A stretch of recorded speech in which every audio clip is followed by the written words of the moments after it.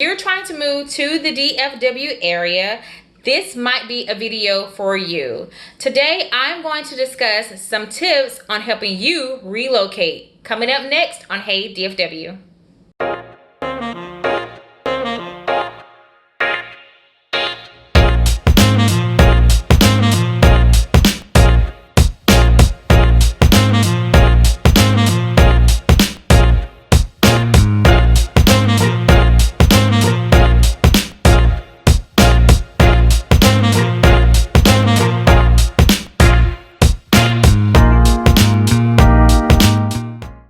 You guys, welcome to my channel. My name is Erin J and this is Hey DFW. Pretty much I'm going to be providing commentary on things that I've learned in my when I moved to Texas, and also things along the way, as well as some cool things I'm doing on the spot and working on. So good things coming up soon. And also look for some clips from my podcast coming up. I'm also going to post clips of that as well. So be on the lookout for that. The first thing you do is when you're getting ready to relocate is, I have my notes here, research places to stay, the area. I looked on, Wikipedia. I wanted to see things like, the demographics, the median household income, how close was this to a major highway, companies that were in the area, restaurant, shopping, and all of that sort. That kind of tells you about the type of place that you may be thinking about staying. If you have any kids, then of course you want to look at school districts and things of that sort as well. So first and foremost, always make sure that you research the area and see if that is something that you feel like is sustainable for you and your employment opportunity. So I researched online for probably about a year before I moved. I still didn't know where I wanted to go. So lucky for me, my apartment that I was living in at the time had a property here. And what I did was I just transferred within my lease. So that actually helped me get established here and made my move go a little bit smoother, because the people knew that I was relocating. So that was one of the things that kind of was my advantage, is transferring. So if you stay at an apartment, see if they have a sister property in the DFW Fort Worth area. I saw the type of property that I was living in at the time was very nice property. They always kept their properties up. So I knew if I stayed with that company that there's a possibility that the property here will be nice as well, because of their reputation and how they handle things. So I was secure in doing that. However, they had almost like 10 properties here. So I really had to research and see which property was a bit suitable for me and a bit suitable for my budget. So you definitely want to make sure that you can afford it, because that would definitely take a hit on you if you can't afford it. You don't want to move somewhere and necessarily struggle, because the move itself is going to be hard on you. So make sure that when you do pick somewhere to stay, that it is within your budget, especially if it's an apartment, because you're not buying it, you're not investing in this place. It's temporary. So make sure you temporarily say, okay, I can afford this for right now. Okay. Another tip is to save your money. Make sure you save your money. Moving is very expensive. Sometimes there are unexpected costs that come up. So make sure you put some money back if you know that you want to move. If it's an abrupt move, make sure when you do move that you don't, try to exceed your budget by staying somewhere you can't afford, that's over your head. Just get something you can afford, because again, it's temporary. So you want to make sure that you can afford where you live, And you also want to make sure that you have money for emergencies. So just make sure you save some money and have some money set aside for emergencies and just for your move. Because one thing you don't want to do is like deplete your savings. I was fortunate enough to have the money to move, so I didn't have to mess with my savings. So make sure that you have some money to assist with that. All right, the logistics. So when you mentioned logistics, I mean, I was by myself, and really, you know, being by yourself has challenges. The challenges are you have to pack by yourself. You have to pay movers. You have to pay for whatever shipping or storage. All this comes out. There's nothing coming in. Everything's coming out. So I definitely was stressed out when that happened, because I was actually moving into a new apartment when I found out that I was going to move here. So I just moved like 6 weeks ago. I wasn't even settled in my new place. And then a job that I interviewed for, you know, hired me. So I was like, okay. So the first movers that I had from my other place, they were bums. They did not do a good job. They broke a lot of my things. Some of my things that were all white were dirty. They basically tried to stay on the clock a little bit longer so I could pay them a little bit more over the hour. And I really felt like I was taken advantage of in that situation, being by myself. You know, so I was very hurt and irritated with that, because they actually told me it would take 2 trips for them to move a 1-bedroom, 1-bath apartment. When we all know that doesn't, but they didn't pack up my things sufficiently. I had to constantly tell them, hey, let's get back to doing this. And granted, it wasn't a professional company. I actually got them from Craigslist thinking I was going to save some money, but really it was a lot of heartache. So if you can, just see, can you find some professional movers or professional loaders to help you in your move.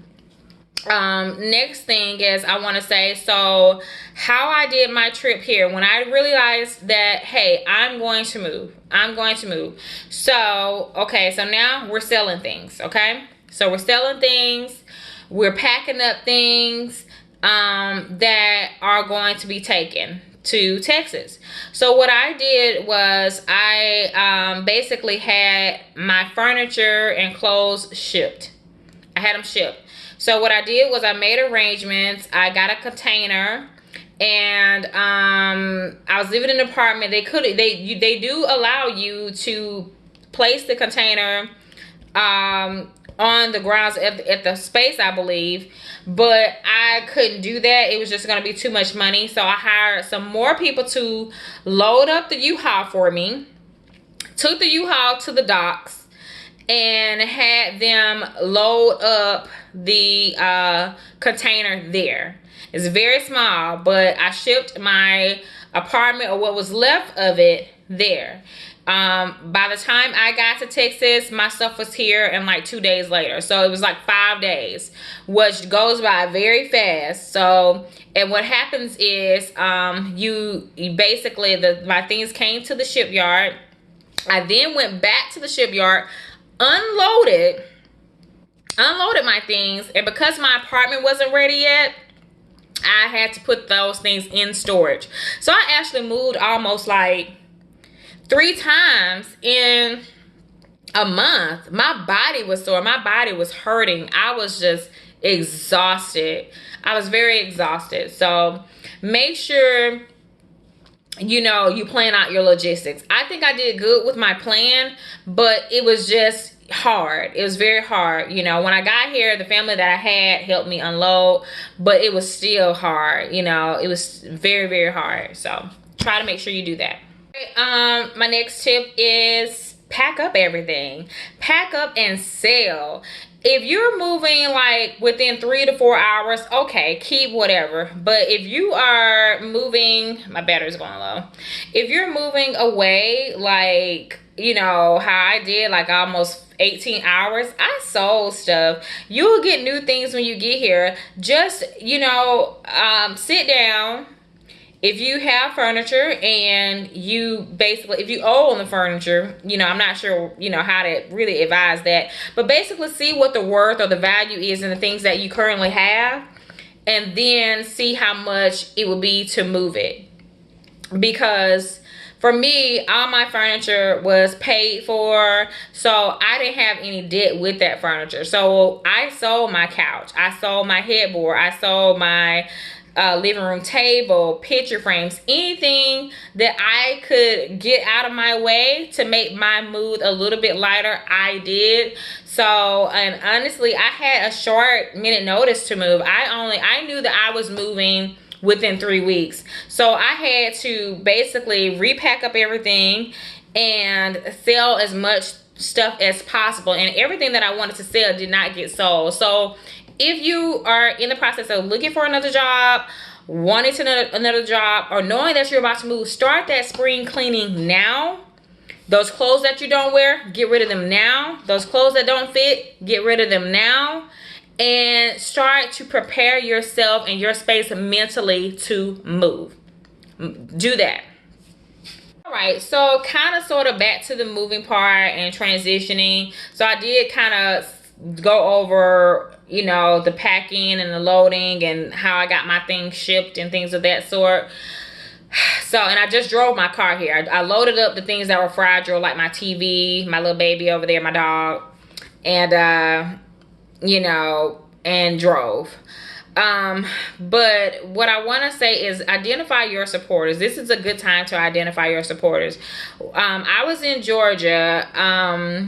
I had about 2 people come over to help me. They knew I was relocating, and 2 people came over to help. And the thing is, the people that came over to help me were people that I wasn't even talking to very long. They were new people that said, hey, do you need help? Do you need help with anything? Can I help you? So that for me was a good time to identify supporters. I was very stressed out packing and cleaning myself. I was stressed out trying to sell my things, and some things would sell, or some people would come over and look at them and not buy. My body was tired as well. My body was tired for lifting and unloading all these heavy boxes by myself. So, granted, I did have movers when it was time to move, but I still helped. Because if you don't help, that's the longer it's going to take them to get it loaded, which means that's more out of your pocket. So I was tired, and I did not get a lot of support locally from that, which is fine. People have things to do. People have their own lives and their own families to worry about. But when you're single, people always identify that as you have all this time and all this money and all this energy. And really, it's harder because you really don't have the support. You really don't have that support. If my car breaks down, I can't drive my husband's car. I gotta take a Lyft or Uber. If something, when things broke, as far as when the movers did that stuff, it was just like they probably didn't have insurance. I got them from Craigslist. I didn't have a guy friend or somebody or cousins or something like that can get their friends and come help me. So for that, I did kind of, was a little frustrated that I didn't get any support. I was a little frustrated about that. However, it definitely made me a bit more, stronger as a person. And you are a superwoman. You become more of a superwoman, and you become more independent at that point because you just have to. So I will say, if you don't have supporters, don't worry about it. Charge it to the game and just keep it pushing. All right, my next tip is let it go. Let it go. So you're relocating, you have a new job. If you don't have a new job, there's a new beginning for you somewhere.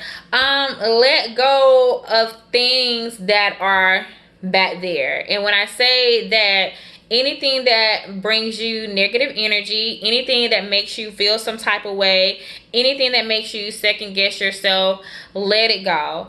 I let some things go when I moved, but some people, I still took those relationships to Texas with me, and I honestly wasn't able to enjoy my new job, my new area, because I was still holding on to something that was back home, and that just wasn't for me. It wasn't the case.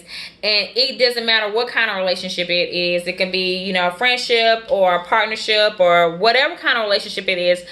You have to just let things go when it's time to let things go. And I felt like that I wasn't really just able to just really take in, wow, this is a new opportunity, this is a new place. I wasn't able to do that for months because of that situation. So my advice is just let it go, and let bygones be bygones, and that's it. And once I finally let things go, I changed my number to a local number.